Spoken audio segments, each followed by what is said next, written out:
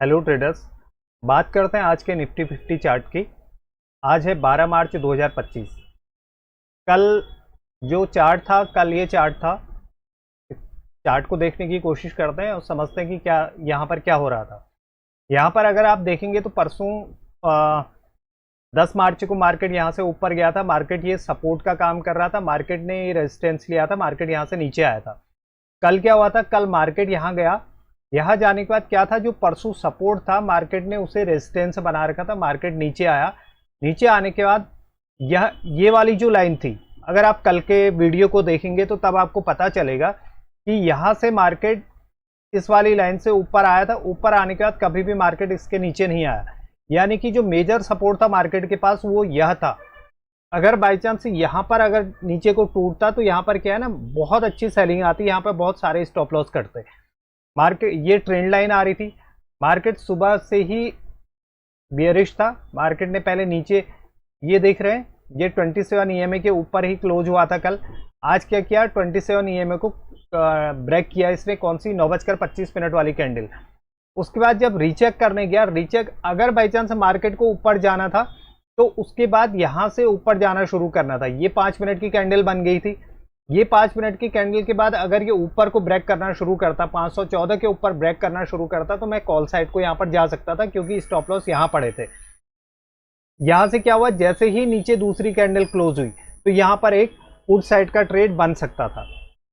अब इस कहां तक आता, पहला जो सपोर्ट था वो था ये 22,400 रुपए तक आ सकता था। अभी मैं आपको ऑप्शन चार्ट पे ले जाऊंगा तो उसके बाद आपको पता चलेगा कि कहां पर हमें एंट्री मारनी चाहिए थी। अब जैसे मार्केट नीचे आया, पहला टारगेट पूरा किया, मार्केट ने यहां से सपोर्ट लेने की कोशिश की, ऊपर गया। ऊपर आने के बाद मार्केट फिर नीचे आता है, एक लो लगाता है। लो लगाने के बाद यहां पर एक बहुत अच्छा ट्रेड बनता है, ये वाला।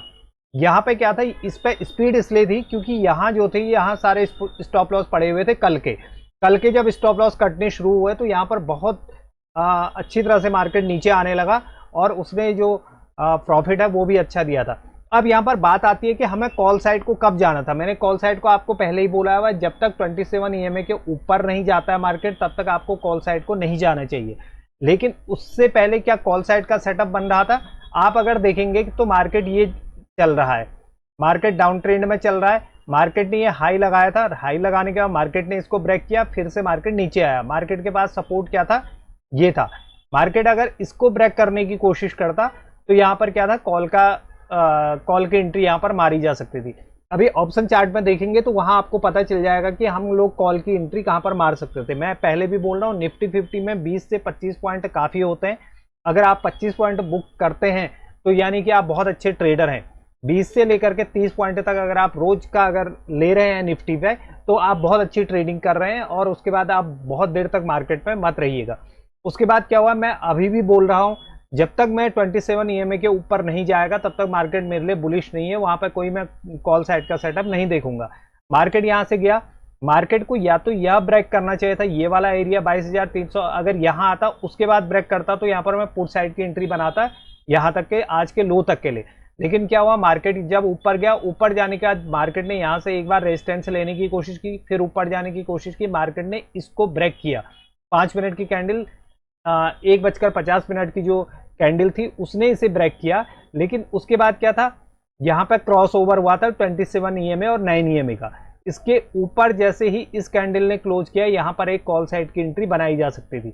जैसे ही कॉल साइड की एंट्री यहां पर एंट्री मारी, बहुत अच्छा यहाँ पे, क्योंकि यहाँ पर इस वाले एरिया पे और इस वाले एरिया पे बहुत अच्छे स्टॉप लॉस पड़े हुए थे। इसलिए ये जो कैंडल बनी है ना, अगर आप इसको ऑप्शन चार्ट पे देखेंगे तो तब आपको पता चलेगा।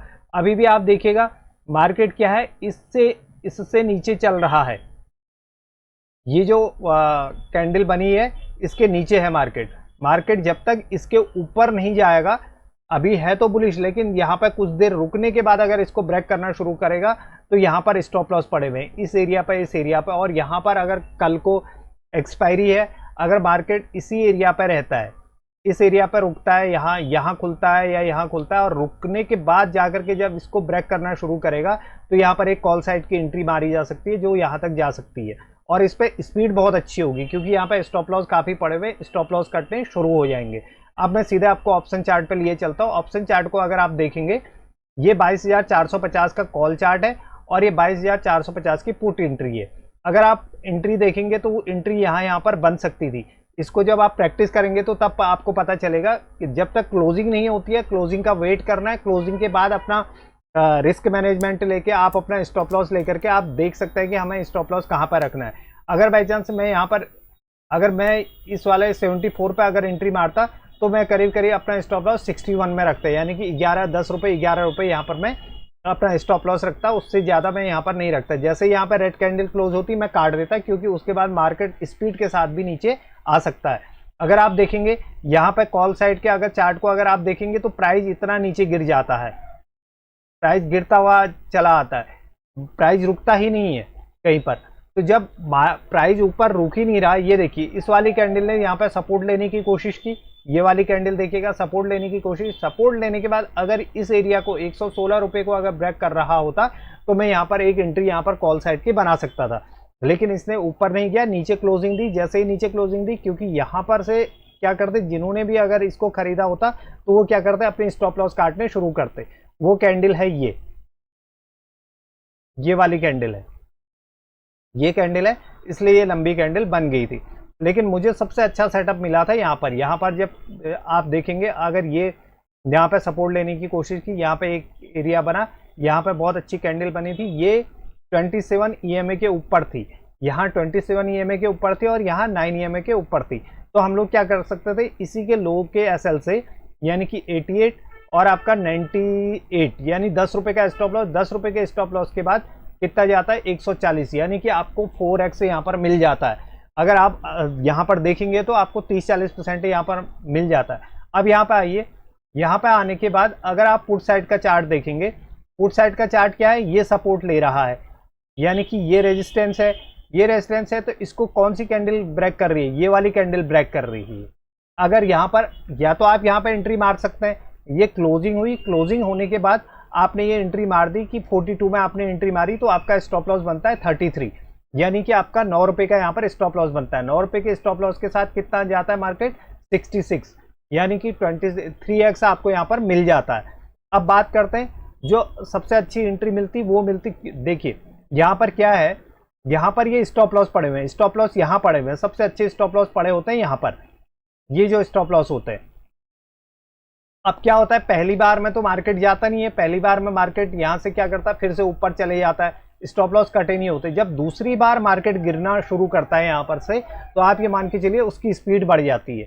वो एंट्री थी ये, यहाँ पर अगर आप देखेंगे ये 27 EMA के ऊपर क्लोज हुई, क्लोज होने के बाद यहाँ पर एक एंट्री बन जाती है 52 रुपीज़ पे, 52 पे एंट्री मारी और आपका 44 में आपका स्टॉप लॉस, यानी कि 8 रुपये का आपका यहाँ पर स्टॉप लॉस बनता था। और सबसे बढ़िया क्या होता है, जैसे ही मार्केट इससे ऊपर जाना शुरू करता तो उसके बाद क्या होता है, स्पीड बढ़ जाती है। अगर आपने यहाँ पर एंट्री मारी है, ये 51 में आपने एंट्री मारी, तो आपका स्टॉप लॉस कहाँ पर था, 44 में। अब आपका मार्केट यहाँ पहुँच गया 55 पे, तो आपका स्टॉप लॉस कहाँ होगा, 51 में। अब यहाँ पर मार्केट पहुँच गया तो आपका स्टॉप लॉस कहाँ होगा, 53 में।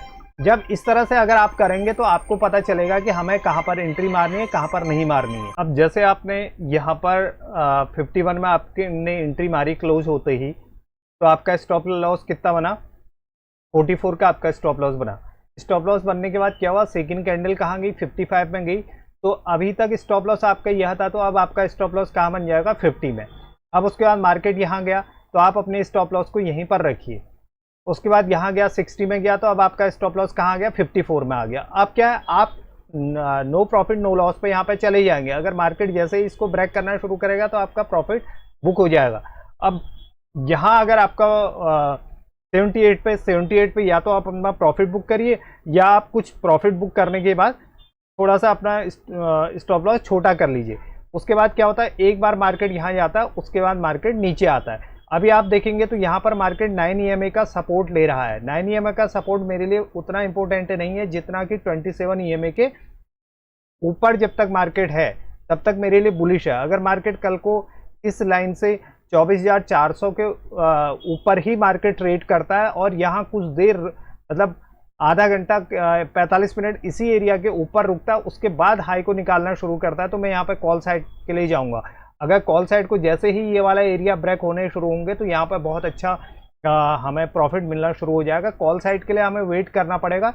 स्टॉप लॉस पड़े हुए इस एरिया पे 22,500 जो एरिया है, ये बहुत इंपॉर्टेंट एरिया, साइकोलॉजिकल लेवल होता है। अगर बाई चांस मार्केट कल को यहीं खुल जाता है, यहाँ पर खुलता है और यहाँ से मार्केट नीचे आता है, तो मैं तब तक वेट करूंगा इस वाली लाइन का कि यहाँ पर क्या करता है मार्केट। वैसे जनरली जो स्टॉप लॉस पड़े हुए हैं वो यहाँ पड़े हुए हैं, इस वाले एरिया पे पड़े हुए हैं। ये देखिए, ये क्या था, कल का सपोर्ट था।